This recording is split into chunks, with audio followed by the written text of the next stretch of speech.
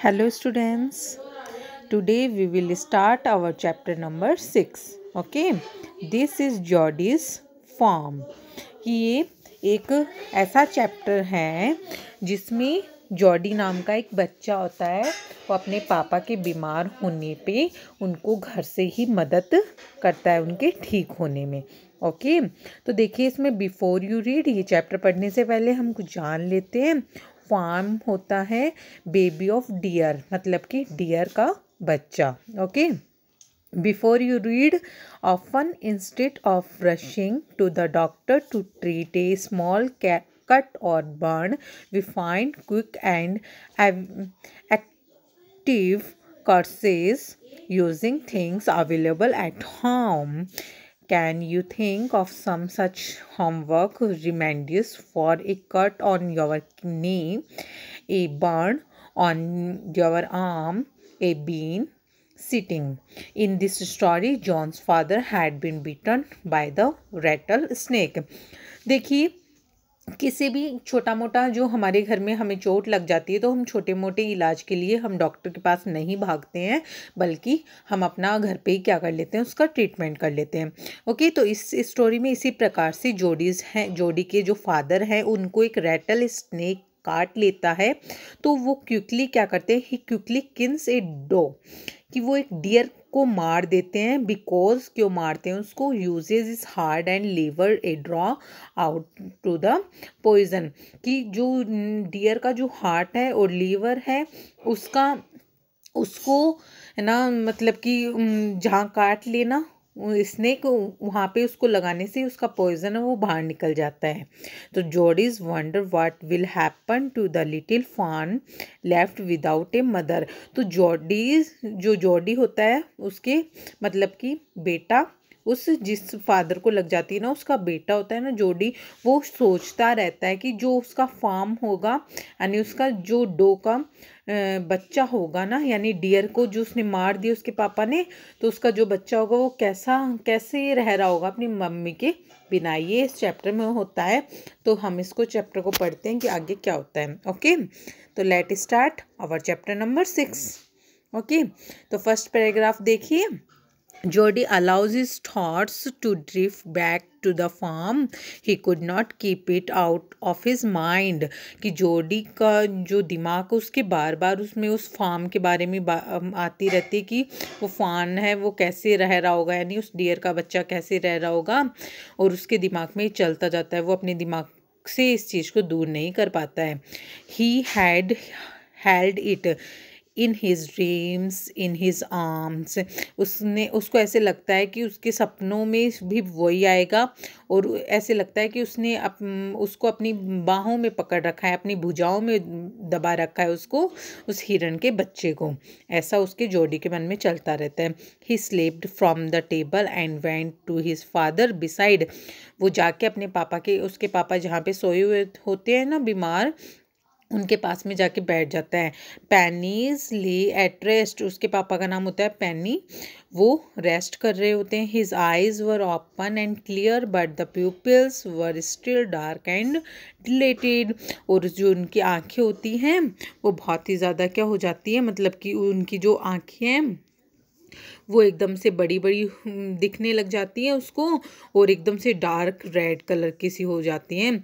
जो Jody said how are you feeling pa, कि आपको अब कैसा महसूस हो रहा है। जॉडी अपने पापा को पूछता है कि पापा आपको कैसा महसूस हो रहा है। जस्ट फाइन सन, कि मुझे बहुत अच्छा लग रहा है। All death has gone trifling allies where but was not it a close slab, कि जो बेटा अब तो मैं ठीक हूँ, परंतु जो मेरी अब तो मैं मेरी डेथ से बहुत ज़्यादा दूर जा चुका हूँ, मतलब कि मैं अब नहीं मरूँगा, बट लेकिन जो मेरी डेथ है वो मेरे को एकदम बहुत पास से होके गुजरी है मेरे।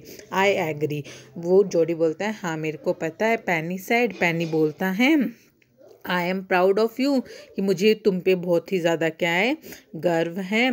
The way you keeped your head and did what was needed, कि आप मुझे, मैं आपके हेड को दबाता हूँ और आप बता दीजिए आपको किसी चीज़ की ज़रूरत है तो पा। यस सन, कि हाँ मुझे ज़रूरत है। Pa, do you recollect the doe and the farm, क्या क्या तुम मेरे लिए लेके आ सकते हो उस डियर के बच्चे को, फार्म को। I can never forget them, मैं उनको भूला नहीं हूँ। The poor doe saved me, that's certain, कि वो जो पुअर डो था, मतलब कि जो जो हिरन था उसी ने तो मेरी जान बचाई है। Pa, the fawn may be out there yet, it might be hungry and very scared, कि वो है ना अपनी माँ के बिना अकेला वहाँ पे रह रहा होगा, मतलब कि जंगल में, और वो बहुत ही ज़्यादा भूखा भी होगा और स्कैर्ड भी होगा और डरा हुआ भी होगा। मतलब कि उसके बच्चे, उसकी माँ को तो उसने मार के उसका हार्ट और लीवर तो अपने पॉइजन को हटाने के लिए लगा लिया था इसने, यानी पेनी ने, मतलब कि उसके जॉडी के पापा ने। और फिर जो जॉडी होता है वो सोचता है कि उसे लेके आना चाहिए, कि वो डर रहा होगा जंगल में अपनी माँ के बिना, हिरन का बच्चा। तो फिर वो बोलते हैं आई suppose so pa, I am a big boy now, I don't need to drink milk, कि पा अब तो मैं बहुत बड़ा हो चुका हूँ, अब मुझे दूध पीने की भी ज़रूरत नहीं है। Why do not I go to and see if I can find the fawn, कि मैं अब जाऊँगा, वाई मैं क्यों नहीं उसे लेके आऊँ, क्यों अब मैं फा को कैसे पहचानूँगा। तो and bring it here and rise it, और मैं उसे ले आऊँगा यहाँ पे और यहीं पे उसे क्या करूँगा, पालूँगा। ऐसा कौन बोलता है, जोडी बोलता है अपने पापा से।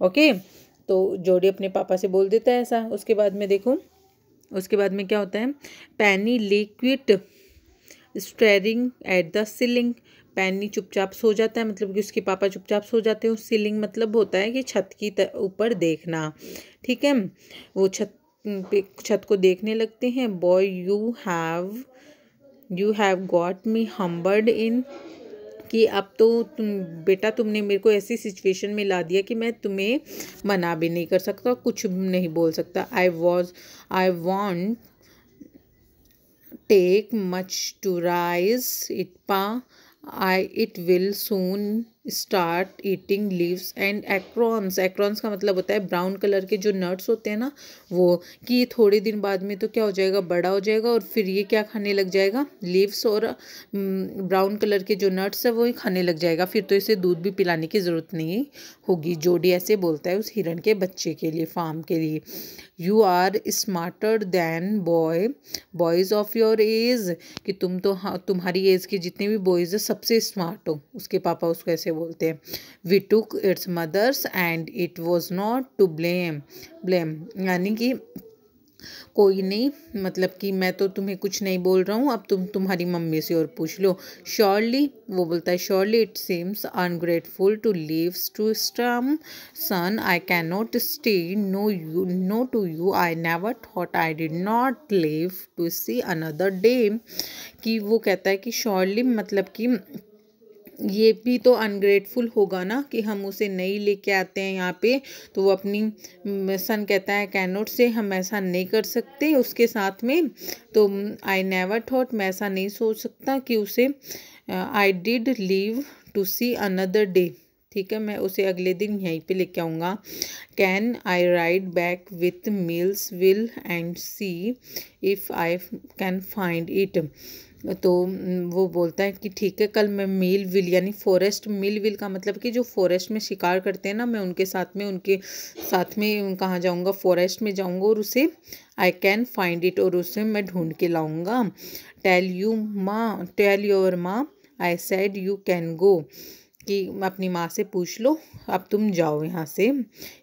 आप तुम जा सकते हो यहाँ से। He slide back to the table and set down, his mother was pouring coffee for everyone, उसकी मम्मी जहाँ पे कॉफ़ी बना रही थी वो अपनी मम्मी के पास में जाके बैठ गया और पूछने लगा कि और बैठ गया उनके पास में जाके। ही सैड, उसने पूछा, माँ pa says I can go bring back the farm,